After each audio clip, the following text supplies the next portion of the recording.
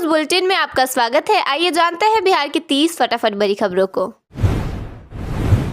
Budget सत्र के तीसरे दिन विधानसभा में मुख्यमंत्री नीतीश कुमार और नेता प्रतिपक्ष के बीच तीखी बहस देखने को मिली। चर्चा के दौरान नीतीश कुमार ने विपक्ष पर निशाना साधते हुए कहा कि आप लोगों ने कुछ नहीं किया।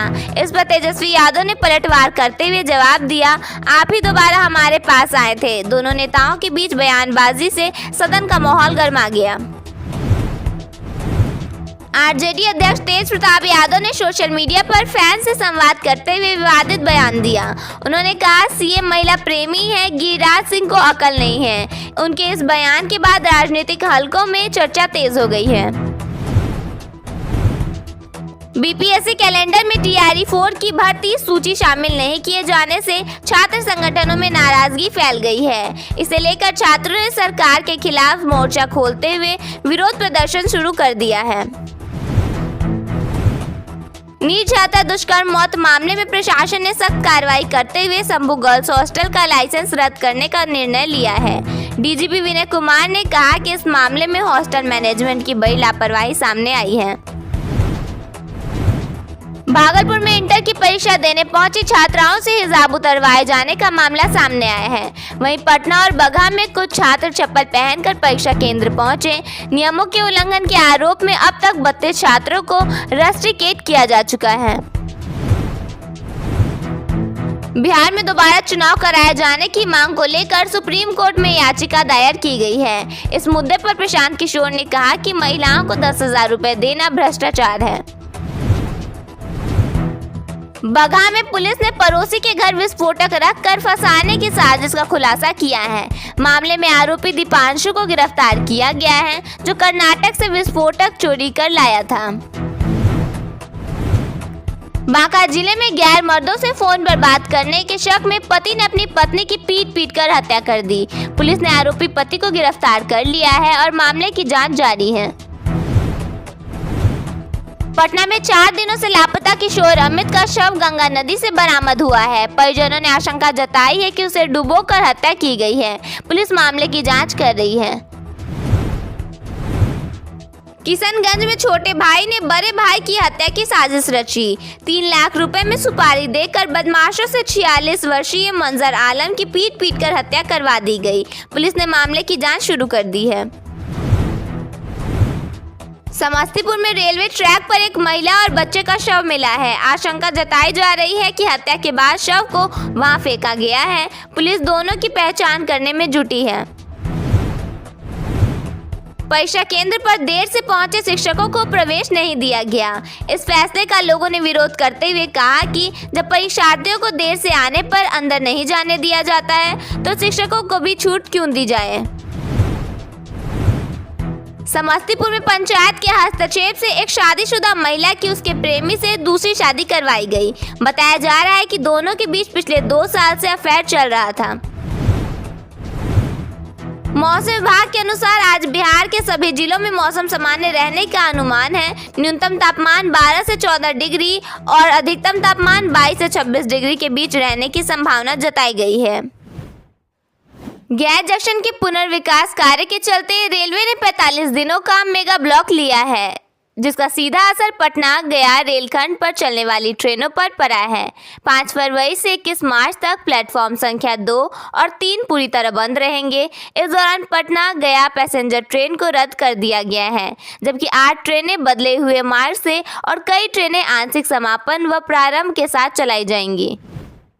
बिहार में महिलाओं और बच्चों की सुरक्षा को लेकर सरकार ने एक बड़ा और कड़ा कदम उठाया है। उप मुख्यमंत्री सह गृह मंत्री सम्राट चौधरी ने साफ निर्देश दिया है कि बस, ऑटो, टैक्सी, ट्रेन और अन्य सार्वजनिक स्थलों पर अश्लील और दोहरे अर्थ वाले गाने बजाने वालों के खिलाफ विशेष अभियान चलाकर सख्त कानूनी कार्रवाई की जाएगी। इस आदेश के बाद राज्य भर में पुलिस को अलर्ट मोड पर रखा गया है। पटना स्थित विभागीय कार्यालय में सर्वेक्षण कार्य की समीक्षा के दौरान उप मुख्यमंत्री ने अधिकारियों को 2 टूक संदेश दिया कि वे सर्वे औपचारिक नहीं बल्कि आम लोगों की समस्याओं के स्थायी समाधान का आधार है। उन्होंने चेतावनी दी कि गलत रिपोर्टिंग, अनावश्यक देरी या लापरवाही पाई जाने पर जिम्मेदार अफसरों पर कड़ी कार्रवाई की जाएगी। नीट छात्रा की मौत मामले ने बिहार में हॉस्टल और कोचिंग व्यवस्था पर सवाल खड़े कर दिए हैं। एसएसपी और आईजी की प्रेस कॉन्फ्रेंस के बाद डीजीपी विनय कुमार ने सख्त बयान देते हुए हॉस्टल प्रबंधन की जिम्मेदारी तय कर दी है और नए नियम लागू करने की बात कही है। उन्होंने कहा कि किसी भी हॉस्टल में होने वाली छोटी से छोटी घटना की जानकारी तुरंत नजदीकी थाना को देना मैनेजमेंट की जिम्मेदारी है। उन्होंने चेतावनी दी कि सूचना देने में किसी भी तरह की ढिलाई अब बर्दाश्त नहीं की जाएगी। बिहार में गर्ल्स हॉस्टल और कॉलेज में पढ़ने वाली छात्राओं की सुरक्षा को लेकर सरकार सख्त हो गई है। उप मुख्यमंत्री सम्राट चौधरी ने नए दिशा निर्देश जारी किए हैं। उन्होंने हॉस्टल का रजिस्ट्रेशन 24 घंटे, महिला वार्डन, सीसीटीवी और कड़े सुरक्षा इंतजाम अनिवार्य करने की घोषणा की है। हॉस्टल में आने वाले हर व्यक्ति का नाम, मोबाइल नंबर और आधार डिटेल्स विजिटर रजिस्टर में दर्ज किया जाएगा। कमरे वाले हिस्से में पुरुषों का प्रवेश पूरी तरह प्रतिबंधित रहेगा। रात के समय छात्राओं और स्टाफ की उपस्थिति दर्ज करने के लिए बायोमेट्रिक सिस्टम लगाने पर भी जोर दिया गया है। बिना वीआईपी प्रोटोकॉल और सुरक्षा घेरे के मुख्यमंत्री नीतीश कुमार के बेटे निशांत कुमार वृंदावन पहुंचे हैं। वे वहां सादगी के अंदाज में नजर आए। ई रिक्शा से घूमते और पूजा पाठ में जुटे निशांत की तस्वीरें सोशल मीडिया पर वायरल हो रही हैं। स्थानीय लोग जब यह समझ पाए कि सामने मुख्यमंत्री का बेटा है तो हैरानी जरूर हुई। लोगों का कहना था कि निशांत बिल्कुल सामान्य युवक की तरह व्यवहार कर रहे थे, किसी तरह का अलग दिखावा नहीं था। बिहार पुलिस एएसआई ऑपरेशन पदों पर आवेदन स्टार्ट हो गए हैं, जो 4 मार्च तक जारी रहेंगे। इच्छुक एवं पात्र उम्मीदवार भर्ती में शामिल होने के लिए ऑनलाइन माध्यम से फॉर्म भर सकते हैं। फॉर्म के साथ फीस 100 रुपये जमा करनी होगी। नवादा का केएलएस कॉलेज बिहार सरकार की उच्च शिक्षा परिषद की पहल के तहत इंस्टीट्यूट ऑफ इम्पोर्ट्स के रूप में विकसित किया जाएगा। राष्ट्रीय शिक्षा नीति 2020 के तहत इसे स्वायत्त दर्जा मिलेगा, जिससे अकादमिक और शोध कार्यों में स्वतंत्रता होगी। यह 55 संस्थानों के 2 चरणीय विकास योजना का हिस्सा है। कॉलेज में आधुनिक प्रयोगशालाएं, स्मार्ट क्लासरूम और डिजिटल लाइब्रेरी जैसी सुविधाएं विकसित की जाएंगी। भागलपुर नगर निगम स्वच्छता सर्वेक्षण 2026 की तैयारी में जुटा है। अप्रैल में केंद्रीय टीम के आगमन से पहले शहर को स्वच्छ बनाने पर जोर है। नियमों का उल्लंघन करने पर कड़े जुर्माने का प्रावधान किया गया है। ऐतिहासिक स्थलों पर प्लास्टिक फेंकने पर 5000, खुले में थूकने पर 100 और खुले में मल कीचड़ डालने पर 1600 से 2500 तक का जुर्माना लगेगा। बिहार विधानसभा के बजट सत्र के तीसरे दिन नेता प्रतिपक्ष तेजस्वी यादव ने राज्यपाल के अभिभाषण पर सरकार को कटघरे में खड़ा किया। अपराध, बेरोजगारी, भ्रष्टाचार और कानून व्यवस्था के मुद्दे पर उन्होंने तीखा हमला बोलते हुए सरकार पर झूठे विकास और लापरवाही के गंभीर आरोप लगाए।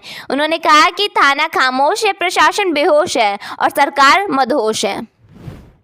तेजस्वी यादव ने अपनी बात की शुरुआत करते हुए कहा कि सरकार की 2 पहचान है, पहली झूठी वाहवाही और दूसरी पूरी लापरवाही। उन्होंने कहा कि सरकार की नींद बेटियों की चीख से भी नहीं टूटती। सदन में अपराध के आंकड़े पढ़ते हुए उन्होंने सवाल किया कि आखिर कानून का राज कहां है। उन्होंने आरोप लगाया कि भाजपा ने लोकतंत्र को गणतंत्र बना दिया है।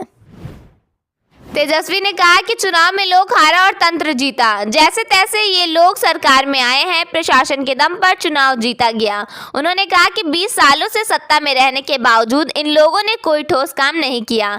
10 लाख नौकरियां देने का काम महागठबंधन ने किया था और यह उनका वादा था। तेजस्वी ने आगे सवाल किया कि अगर बिहार इतना विकास कर रहा है तो बताइए बिहार नंबर 1 किस चीज़ में है। उन्होंने खुद ही जवाब दिया कि बिहार सबसे ज़्यादा गरीब है, शिक्षा में फिसड्डी है, लोग तबाह हो गए हैं, भ्रष्टाचार में अव्वल है, अपराधियों का बोलबाला है। उन्होंने मुख्यमंत्री पर तंज कसते हुए कहा कि डबल इंजन की सरकार है, डबल डिप्टी सीएम है, डबल डिजिट में सांसद है। 20 साल से यही सरकार है, इसके बावजूद 1961 जैसा ही बिहार आज भी खड़ा है। उन्होंने विशेष राज्य के दर्जे की मांग भी उठाई। कहा कि मुख्यमंत्री सड़क पर उतरे, हम साथ खड़े रहेंगे। अंत में तेजस्वी ने कहा कि अगर बिहार एक अलग देश होता तो वह दुनिया का सबसे गरीब देश होता। उन्होंने कहा कि भाजपा की शर्तों पर सुल्तान बनना मंजूर नहीं था, क्योंकि वे अपनी जमीन और अपने विचार नहीं बेचते। गुरुवार 5 फरवरी 2026 को राबड़ी देवी ने नीट छात्रा मौत केस पर प्रतिक्रिया देते हुए कहा कि इस मामले में किसी मंत्री का बेटा या खुद कोई मंत्री शामिल हो सकता है। उन्होंने आरोप लगाया कि पहले इस केस को दबाने की कोशिश की गई और जब मामला तुल पकड़ने लगा तो सीबीआई जांच की बात कही गई। राबड़ी देवी के इस बयान के बाद राजनीतिक गलियारों में हलचल मच गई है।